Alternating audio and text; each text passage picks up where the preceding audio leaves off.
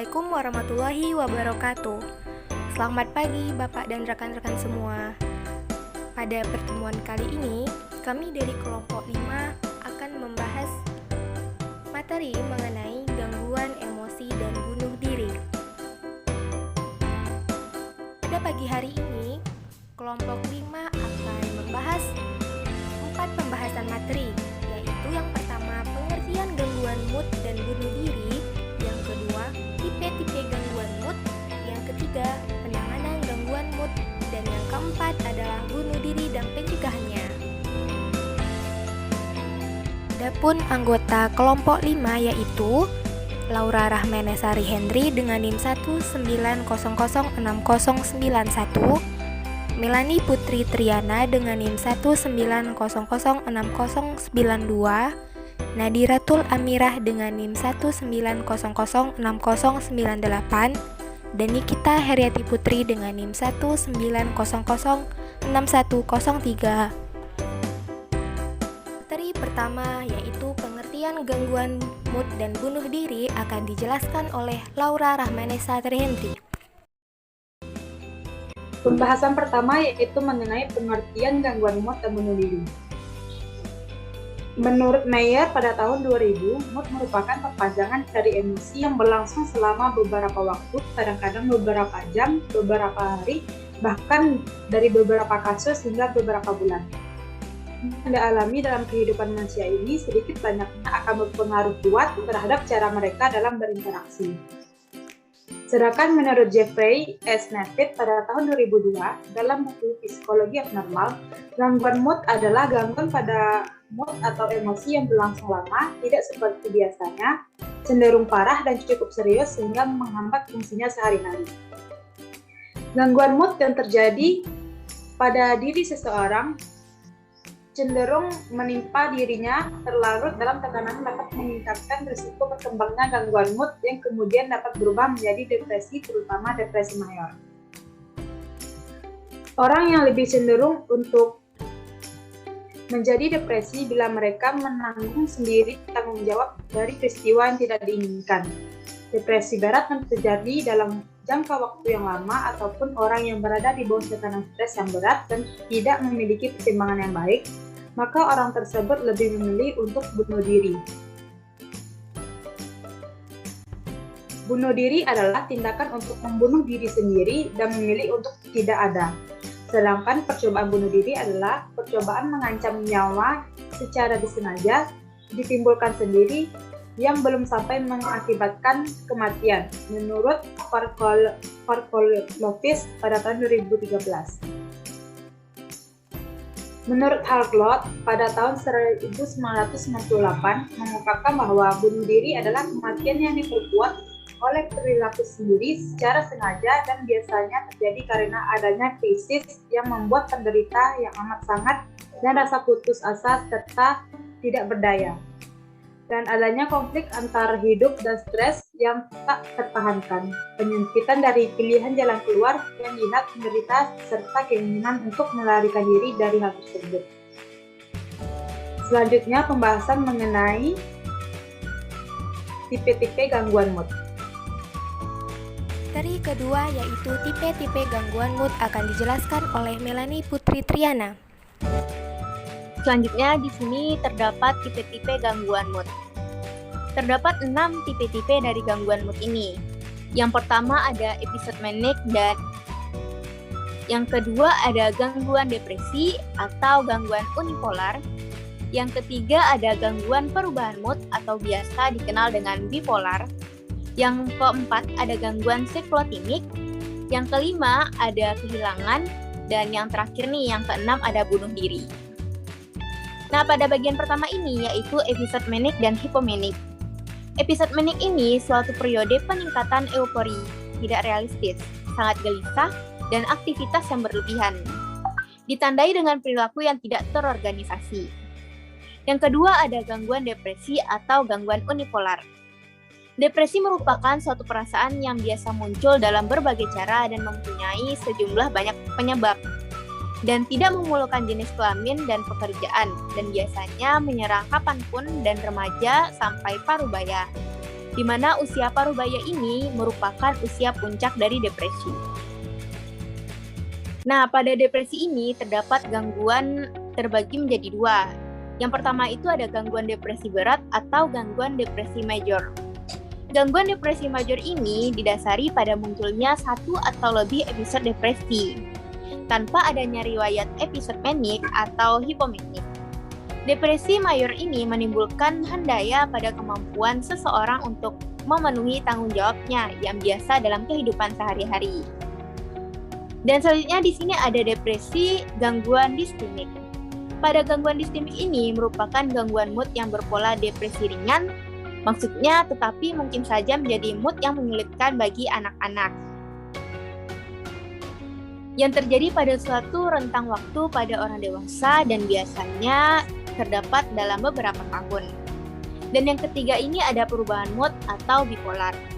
Gangguan bipolar ini merupakan suatu gangguan yang ditandai dengan perubahan mood antara rasa gembira yang ekstrim dan depresi yang sangat parah. Yang keempat, ada gangguan siklotimik.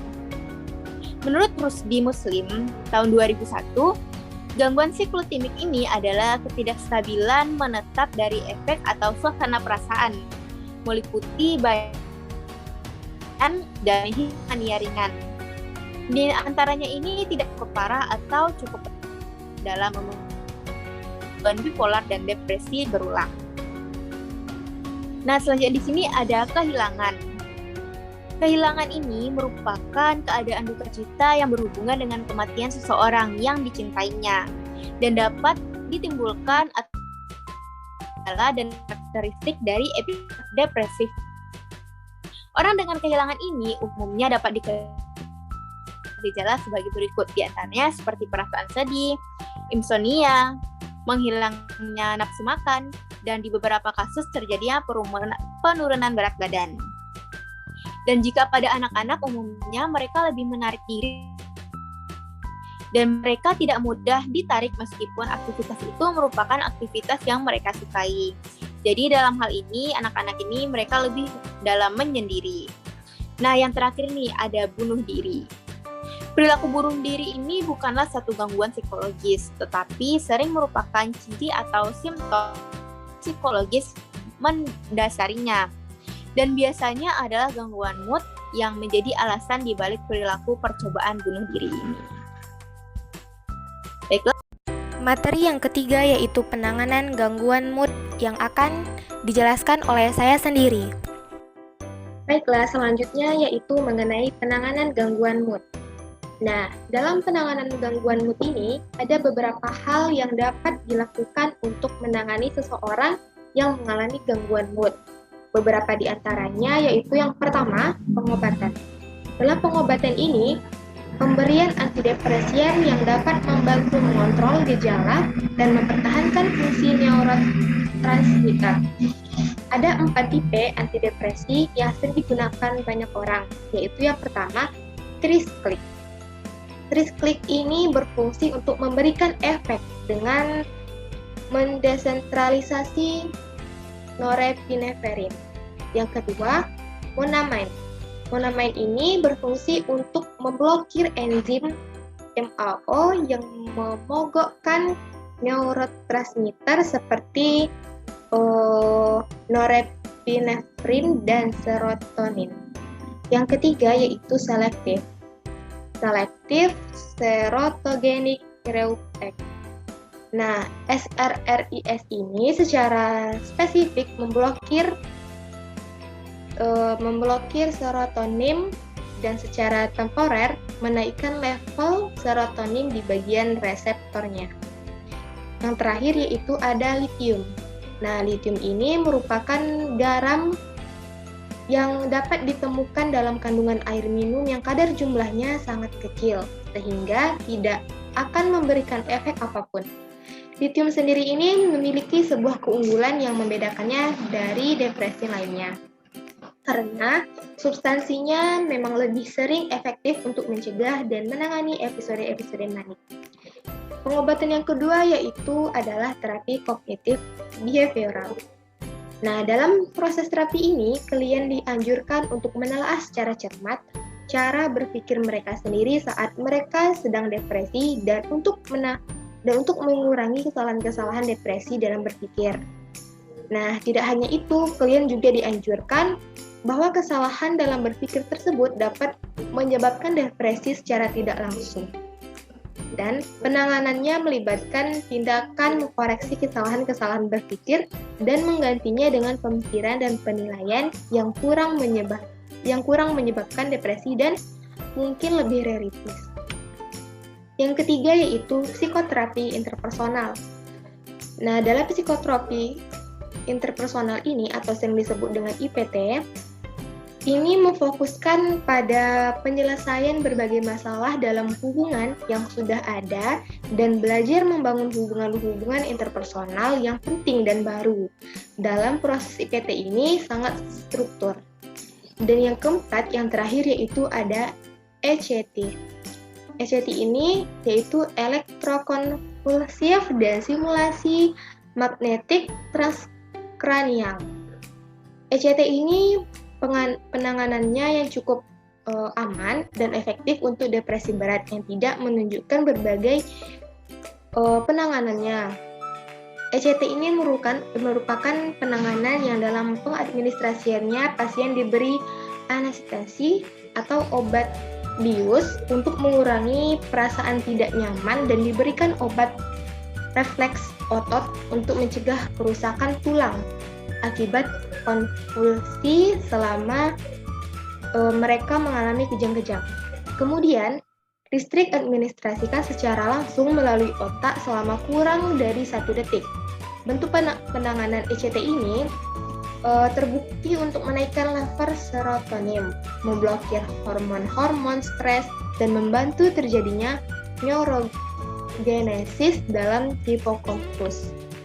Nah, sedangkan TMS atau Transcranial Magnetic Stimulation bekerja dengan cara menempatkan sebuah punggulan magnet atau magnetik di atas kepala untuk membangkitkan denyut elektromagnetik yang dialokasikan dengan tepat. Nah, dalam penanganan ini, anestesi tidak dibutuhkan karena efek sampingnya biasanya terbatas dalam bentuk sakit kepala, TMS atau ECT.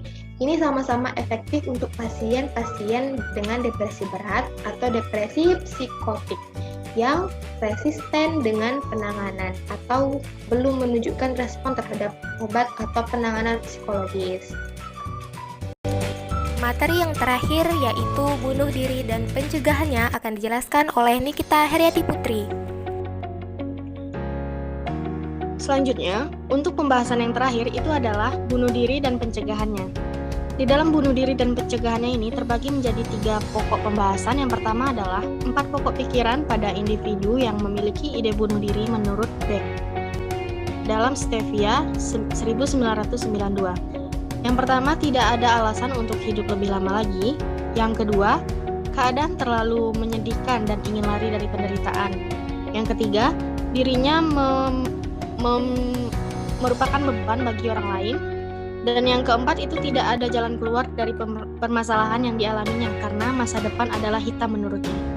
Selanjutnya, untuk poin pembahasan yang kedua adalah gejala-gejala ide bunuh diri. Menurut Sartorius dalam Utomo 1989, yang pertama, ia menganggap bahwa hidup bagaikan tidak berarti. Yang kedua, mengharapkan sesuatu buruk terjadi pada dirinya dan akan merenggut nyawanya. Yang ketiga, mempunyai pikiran untuk bunuh diri. Dan yang keempat, mempunyai ide khusus tentang cara yang akan digunakan untuk bunuh diri.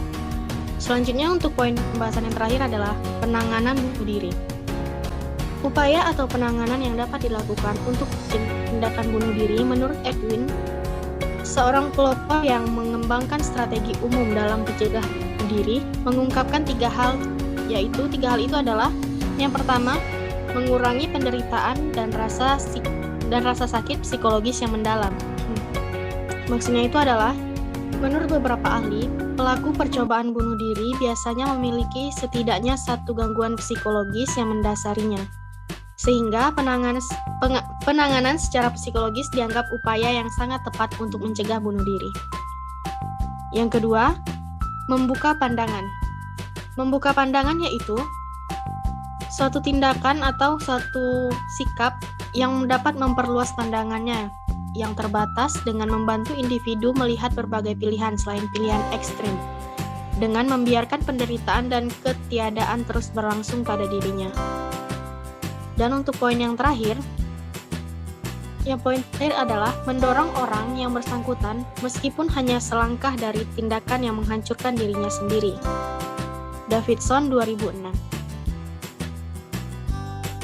Itu tadi penjelasan mengenai gangguan emosi dan bunuh diri. Dan terakhir, dapat kita simpulkan bahwa sangat penting untuk meningkatkan kesadaran publik tentang masalah kesehatan mental, terutama pada anak dan remaja. Oleh karena mereka merupakan generasi penerus bangsa. Seluruh komunitas harus mendukung anak dan remaja yang berjuang dengan kecemasan, gangguan suasana hati, maupun depresi. Demikian penjelasan materi dari kelompok 5 mengenai gangguan emosi dan bunuh diri. Terima kasih. Wassalamualaikum warahmatullahi wabarakatuh. Sampai jumpa.